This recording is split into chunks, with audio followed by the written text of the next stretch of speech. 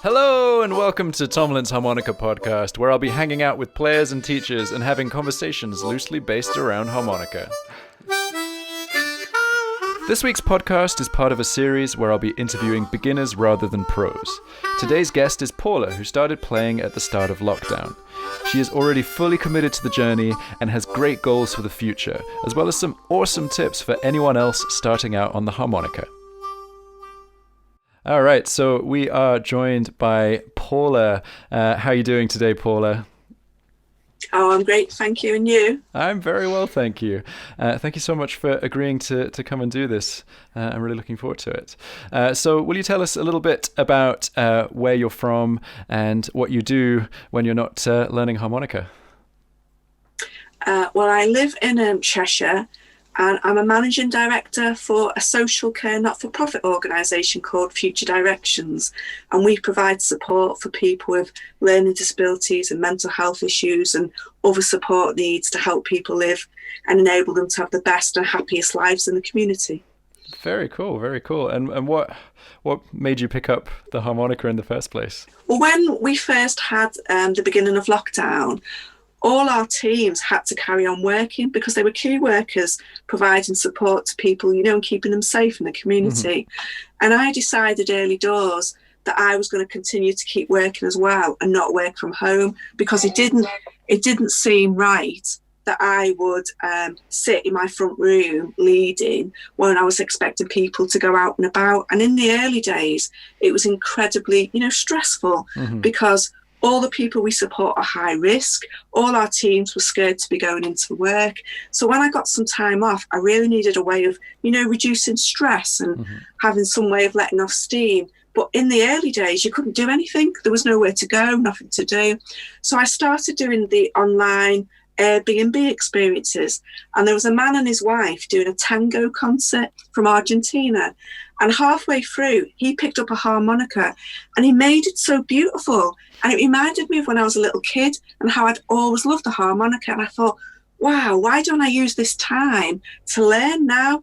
And it was amazing, because when I'm playing, because I'm having to so focus and concentrate, it's almost like a form of mindfulness, because I can't think about work or anything else. So it's like a great stress relief, if that makes sense. Oh, definitely. That's brilliant. And I think that's a big positive that's come out of COVID for quite a lot of people, because I've certainly noticed a lot of people picked up the instrument at the beginning of lockdown. I've also noticed that a lot of my pals did a lot more practice than they've done in a while. I certainly did a lot more practice. It was a good stress relief. And there is a little bit of positive out of what's been, a very trying time. Did you play any instruments before harmonica? No, and I know I've heard you say it in other podcasts. I would also consider myself to be, not have any sort of musical ability or talent. But I think I've got to a point where I'm comfortable in my own skin, that my sheer determination and drive makes up for any lack of musical talent. That's brilliant. And that is really all you need. I think adults generally forget how to learn, and they're scared of making mistakes. And as long as you can kind of get past that and really throw yourself into it, which I know you have. And I have to say, although this is an audio only podcast, Paula is sitting in this brilliant space which has a sign up called the Harmonica Hut. So I think you've really thrown yourself into it, heart and soul, which is fantastic. Yeah, I think it helps that my husband also chucked me in the harmonica hut, so he didn't have to listen to me practice in the house. That's brilliant. That's very, very cool. So what did you find was the biggest struggle kind of in the early days? Because we're maybe, 5-6 months since the start of lockdown?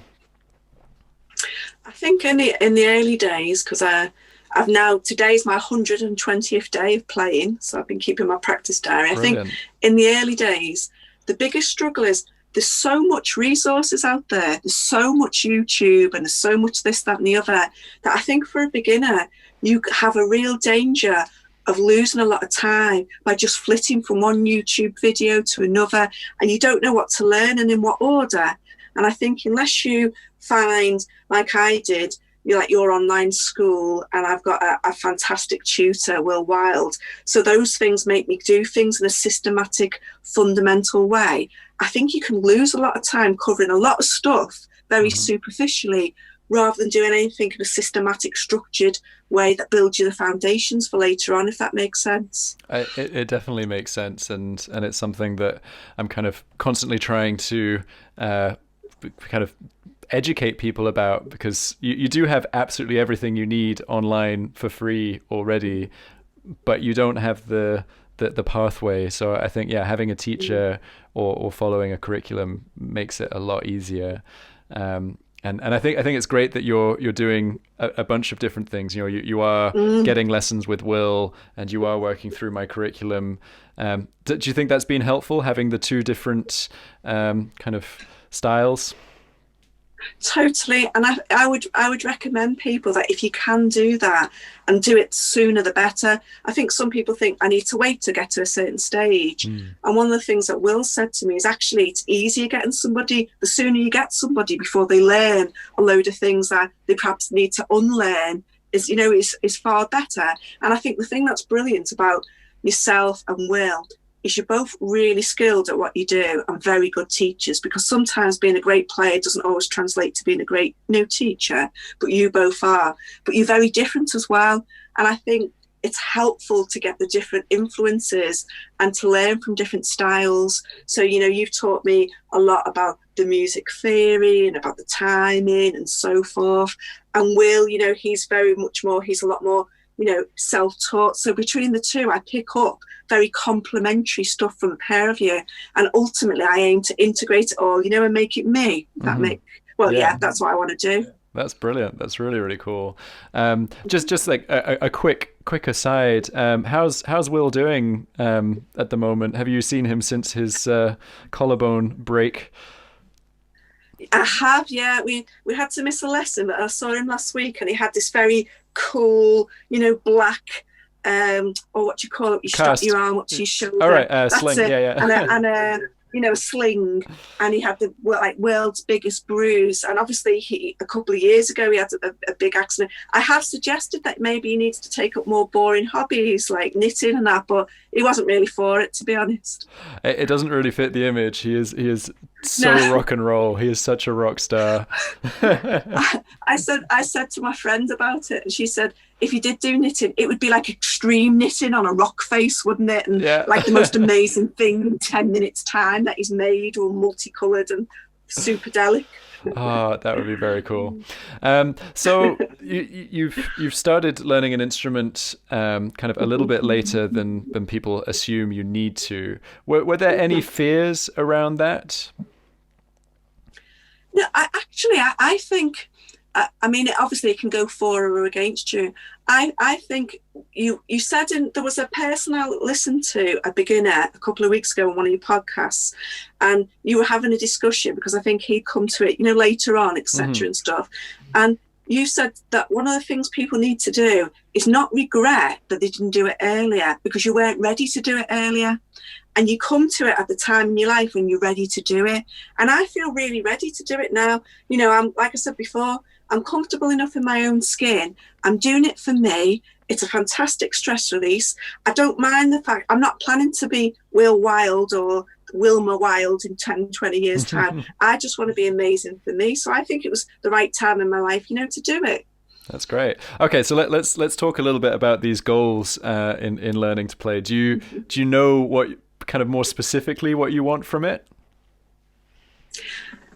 I genuinely, it goes a little bit back to what I said before. I want to, because when I do something, I do it really, wholeheartedly in that.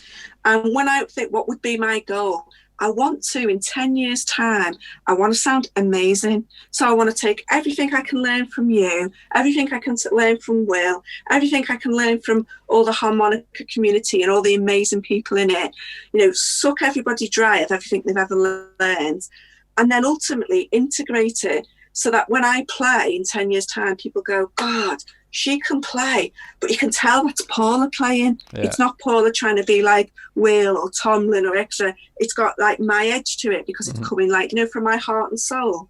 Yeah, I think that's brilliant. And I think it's it's quite easy to get sucked into trying to sound like the greats and kind of looking backwards a lot. And especially in the harmonica community, we look back at a lot of players who were really at their peak in the 50s and 60s, and so much has happened since then. And the idea that you want to get your own voice on the instrument is brilliant, and one that you should be praised for. It's great. So far, you're in the early stage of learning. What's been the biggest accomplishment that you've had? I think it's two things. And the other day when we had the question and answer with Ronnie, he touched on something that really resonated with me, and it was the first time you really learn a song, and you don't only you learn it, you memorize it, so you can play it when you're not, wherever you are.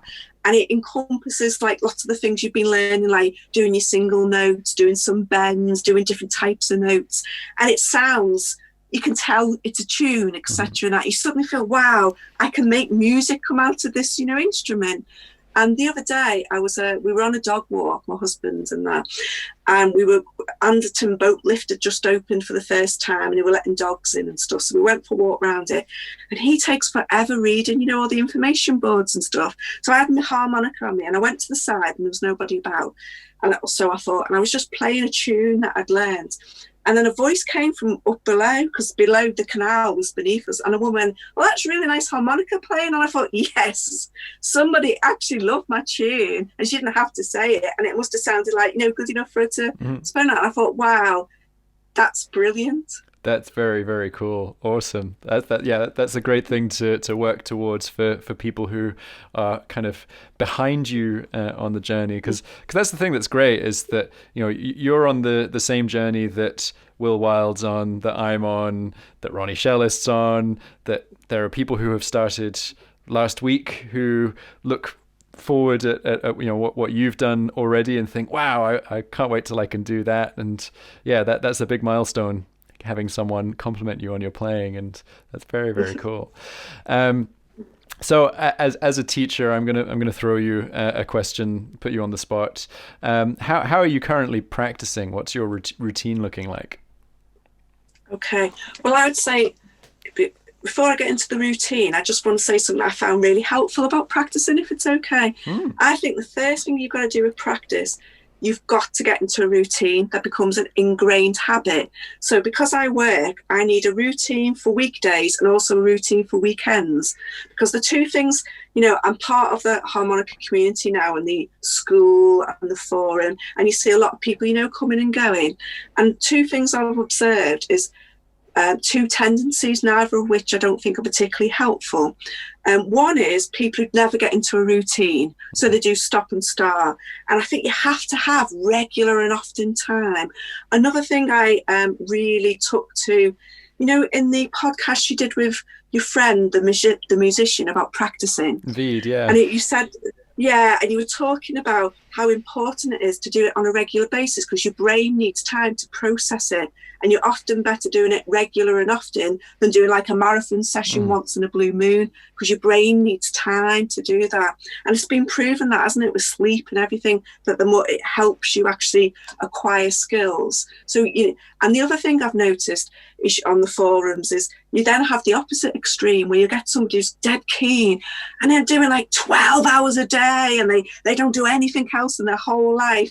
And whilst it's great, the chances of maintaining that intensity for the rest of your life are pretty remote if you're going to live. And I think life's about balance, and you don't want to suck the joy out of it by, overdoing something. So I think for me, I've had to get a routine that's regular for weekdays and weekends, so it becomes an ingrained habit. And then what I do is, at the start, I do a few scales and do a few, and then I work on some skills like bending and other things that I'm working on, or different types of notes or techniques. Then I'll practice the homework that Will's given me. There's always tons of homework and stuff and that. Then I'll do one of your videos, because it's nice to do different skills and complement it. And then at the end, I'll just have a bit of fun. I'll put on some tune and just not think about what I'm trying to do at all, but just try and have a play along and just, or a 12 bar, and just, just something easy that you can just slide into and just feel like, you're at your own rock concert for a bit and stuff and that. And I love it. And the other key thing I would say with practice, like I mentioned before, I know on day 120 because I've been keeping a practice diary from day one, and somebody gave me that as a tip. And that's really helpful because it helps you see what you've covered and what you haven't covered. And when you're having a bad day, you can look back how only 3 or 4 weeks ago you couldn't do X and now you can do Y. So that would be something I would highly recommend. Yeah, I think that's absolute gold, everything you've suggested. I think that the regularity it is the most important thing, and not worrying about doing massive chunks of practice, but doing daily if you can, or at least majority of the days in the week. One thing that I really like that you said was that you take time at the end of your practice session to just play and have fun. And I think people, they make a decision early in their journey of whether they're going to be the ultra disciplined musical practice person, or the person who's just going to be loose and free and easy and play. And you're not, if you do one or the other, you're not going to get any better. But if you do both, you're going to get better, and you're going to enjoy it and keep pushing forward. So that's fantastic that you're doing that. One thing that you emailed me asking, you gave me some great ideas for how to improve these interviews. And one thing you suggested was asking beginners what's the kind of top 2 or 3 things that they learned that really took them forward in their playing. And I was wondering what those were for you. Excellent, yeah. And I would never say improve, more just enhance. So thank you. like I said, I think keep, my sort of top tips for learning are: 1, I've already mentioned the first couple, but just to repeat, to be clear, keep your practice diary so you can see how far you've come and what you covered. Become part of an online school like yourself with a structured curriculum and a tutor. If you can do it, you will learn so much. I think the key thing with that is as well, what your school and Wilde both offer is direct feedback on playing.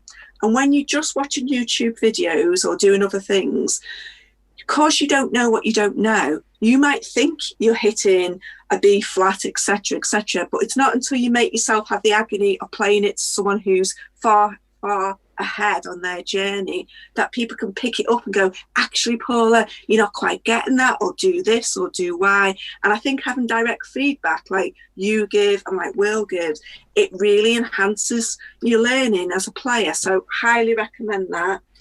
Like I said, get your practice routine. And the other key thing is, if I could say sort of a more general thing, it's also a very good life lesson, is comparison is the thief of joy. Do not get into that thing where you're going, oh, how long have you been playing? Oh my God, you've only been playing 5 months and you could do overbends and you could do this. It's just not helpful. Everybody's journey is different. Don't rush. It's a marathon. It's not a sprint. It's going to take years to get amazing. Enjoy it. Love the joy of learning something new and seeing how far you can come. And don't compare yourself to other people. Be you and just love it. Those are perfect tips, and very, very helpful for people to hear.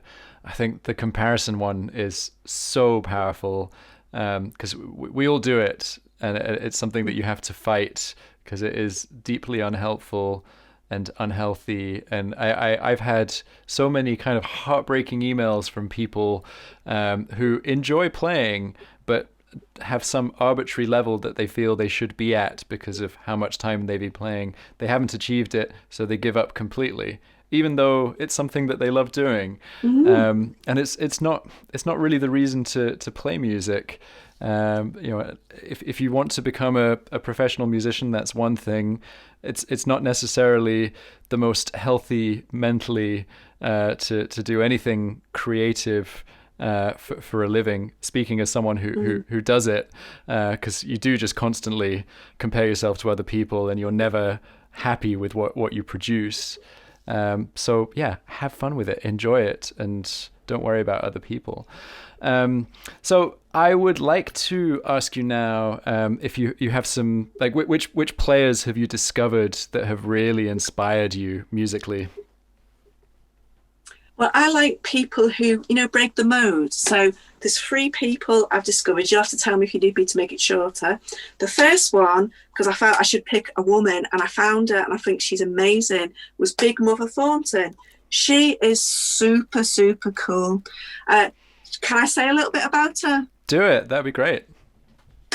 She was the first person to record Hound Dog. I don't know if you knew this. No. And in the version is so much better, in my opinion. Sorry, Elvis fans. Please listen to her version. The writers wrote it for her because they wanted her voice to growl it out. And it was actually a song about a strong black woman who wasn't putting up with this flaky man in her life and stuff and that. So she was called Big Mama because she was big in every sense of the word. She was big woman, big presence. She could play the drums. She could play the harmonica. She's renowned as being one of the best female harmonica players. She often wore a suit on stage with a hat and a gold watch. And this was in the 1950s conservative, white, male-dominated world. She played what she wanted to play. She lived by her own rules. And she said, I play and sing from the heart. And, the people who've inspired her most were people who played from the heart. But she again said she never wanted to be anyone else. She wanted to be herself. And I think she was like massively ahead of her time. And I really would recommend people look her up on YouTube. There's amazing video footage of her playing a harmonica and singing. And if we had more women like her, the harmonica would be so much more mainstream with women. She was kick-ass. Awesome woman. I'm not just saying this because he's my tutor, but I think Will's music is amazing. What I love about Will's music is he can play rock and roll, he could play country, he can make anything amazing, and just like as if it was made for the harmonica and stuff and that. Some of his YouTube videos, it's just totally awesome. And the poor man has to listen to me doing, come on, playing the Saints when I first started, and he's so patient, but he's a proper rock star, isn't he? And the third one, and my sort of mode for breaking, is Moses. I don't know if I'm going to pronounce his name right, but Moses Concas, with the beatbox. Yeah. God, it's just so cool. His music and the way he uses his voice and expression, and I think he's opening up to he's making it sexy to a whole younger generation of people. So each of those three I love because I think in their own way they take the harmonica to a different frontier. Those were three great suggestions for people to listen to, because they're not the usual suspects. It's not the Little Walters and the Sunny Boys, who are great. Do not get me wrong, but it's really cool to see people pushing forward. And although Big Mama Thornton was a while ago, she was pushing forward at the time massively. So you mentioned that Big Mama Thornton was a very powerful female harmonica player, and if we had more female harmonica players like her, that it would be more mainstream for women players.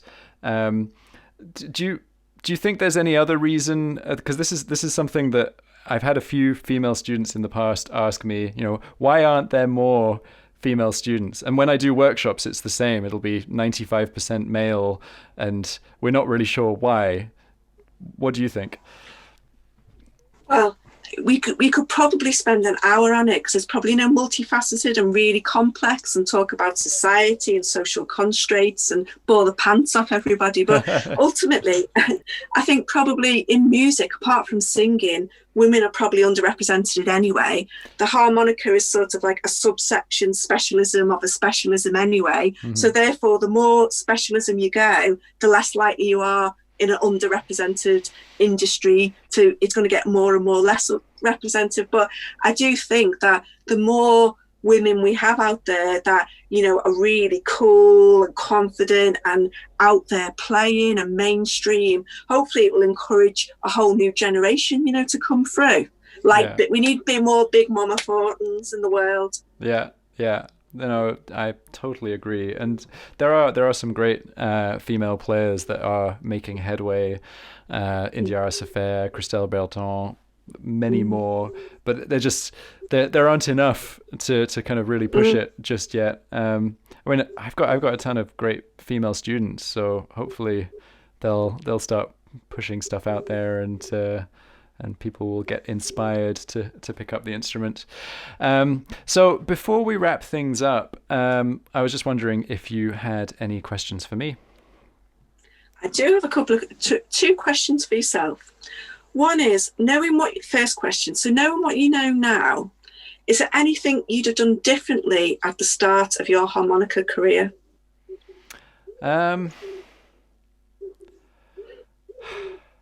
No, actually, I've really enjoyed the process that I've gone through. I definitely learned very slowly, in a lot of respects. It took me a long time to listen to harmonica music, which sounds like a weird thing to say for someone who plays harmonica, but I wanted to play guitar on harmonica, so I didn't bother listening to the classic harmonica players for a very long time. So apart from that, kind of getting there a bit quicker, I'm quite happy with. I've had quite an organic journey through harmonica, which has had periods of kind of very serious study and then periods of playing and being more creative with it. So yeah, I don't think I change a huge amount.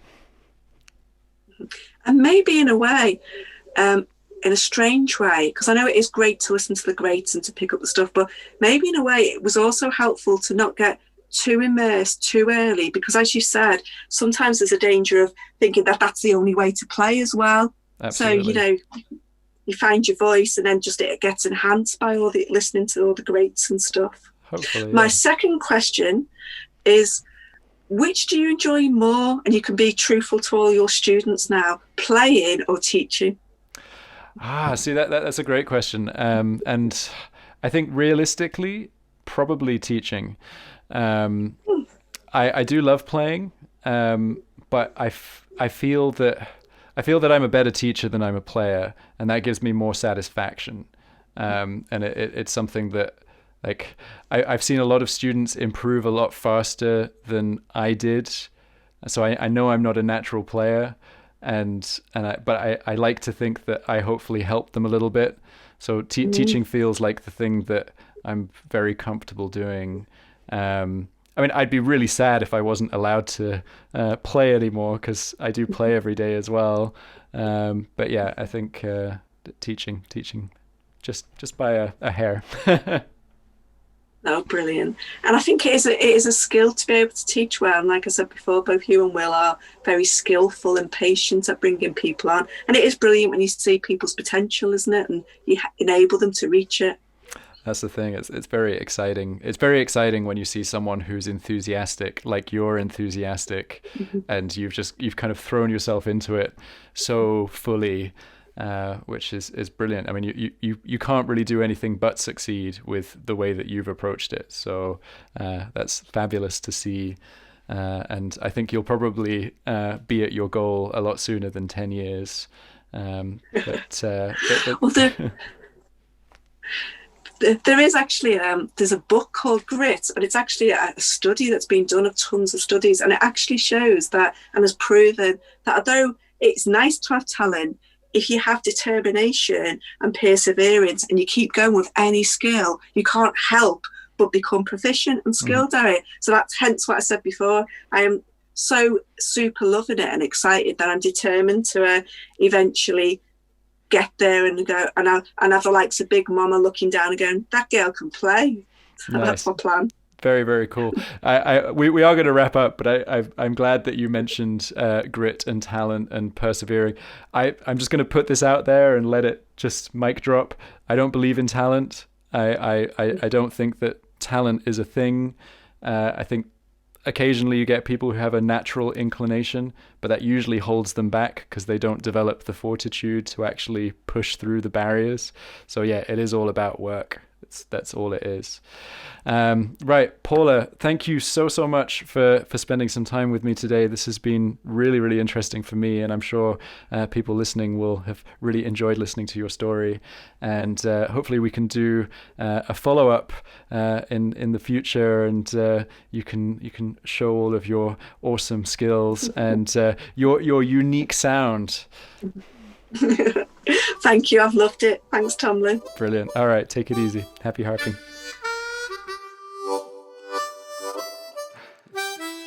Thank you so much for listening to this episode of Tomlin's Harmonica podcast. Don't forget to subscribe and leave a rating and review on your podcast player of choice. Join me next Monday for the next episode. Happy harping!